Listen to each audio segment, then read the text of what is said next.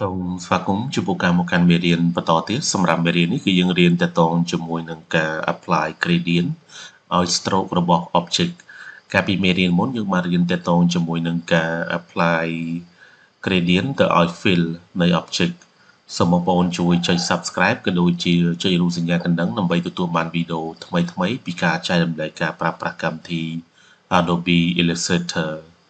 អូខេឥឡូវខ្ញុំចូលទៅបង្កើត object មួយជារង្វង់ខ្ញុំប្រើប្រាស់ទៅលើ ellipse tool អញ្ចឹងខ្ញុំ click ទៅលើ ellipse មកហើយខ្ញុំចុចទៅលើ shift key ឲ្យជាប់ click over ហើយបន្លែងវាមក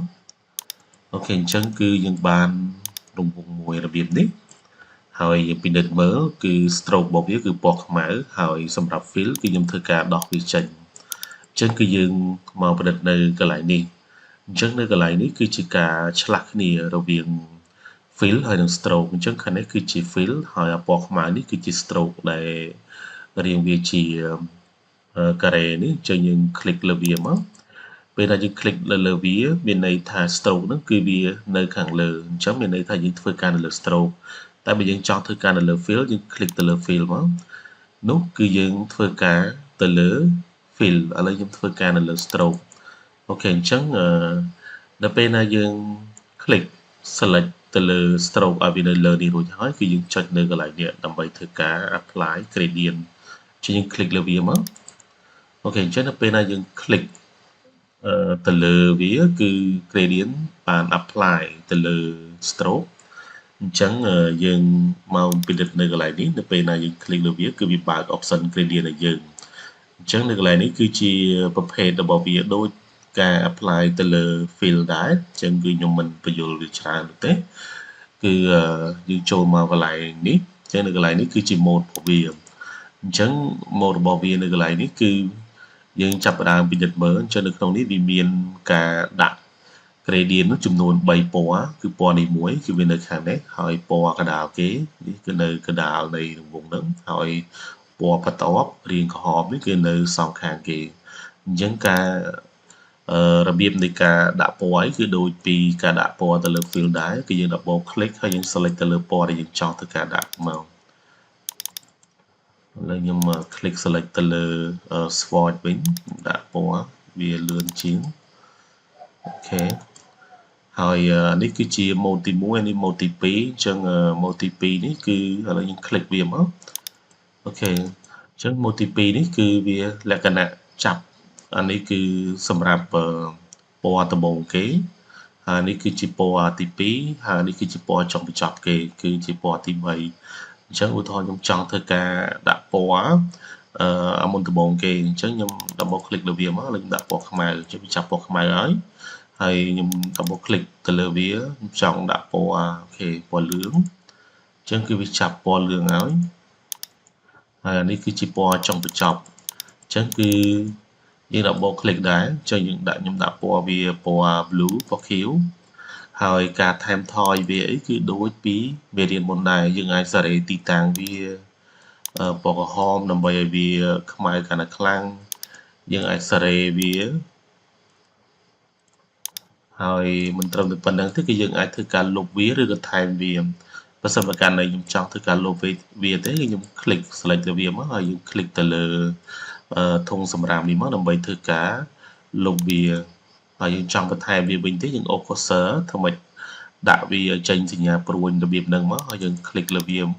មួយមកគឺវានឹងបង្កើតថ្មីយើងតែម្ដងហើយសម្រាប់ opacity ក៏ដូចគ្នាដែរគឺយើងអាចធ្វើការកំណត់ទៅលើភាពច្បាស់របស់វាអញ្ចឹងអានេះគឺពណ៌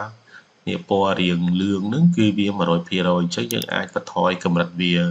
យើងចង់បាន 50% គឺវាបន្ថយឲ្យគុណភាពរបស់វាហ្នឹងគឺថយចុះ 50% ហើយអានេះគឺអញ្ចឹងដែរយើងអាចសេរីវាឆ្វេងស្ដាំអានេះគឺជា location អញ្ចឹងយើងអាចសេរី location ចង់ឲ្យចំណុចណាមួយធំជាងឬខ្លាំងជាងអីគឺយើងអាចសេរីទៅលើ location នៅកន្លែងនេះក៏បានឬក៏យើងនៅកន្លែងនេះក៏បានអូខេអញ្ចឹងអានេះមួយទៀតសម្រាប់មួយទៀតនេះគឺវាចាប់នេះវាមានន័យថា stroke ហ្នឹងគឺ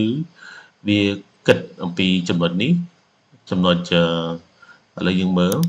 ខ្ញុំដាក់ពណ៌នេះអញ្ចឹងអាពណ៌នេះគឺនៅខាងគេ